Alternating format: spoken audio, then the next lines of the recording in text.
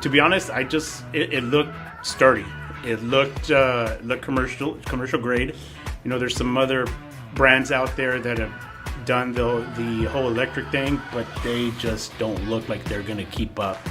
Well, it definitely doesn't bog down, and since we have a mulch kit on it, it just, you know, it mulches everything away. So we don't have a lot of what we used to have in the past, where we would have to come back and blow grass clods away and all that stuff. So it's definitely done a better job of just giving us a better cut. You know, we definitely obviously saved on gas, because now we're plugging in. There's no oil changes or anything like that, no belts. We're able to start at 7 o'clock and nobody says anything, because you could hardly hear the mower. So it's definitely helped to start at least an hour early on those jobs.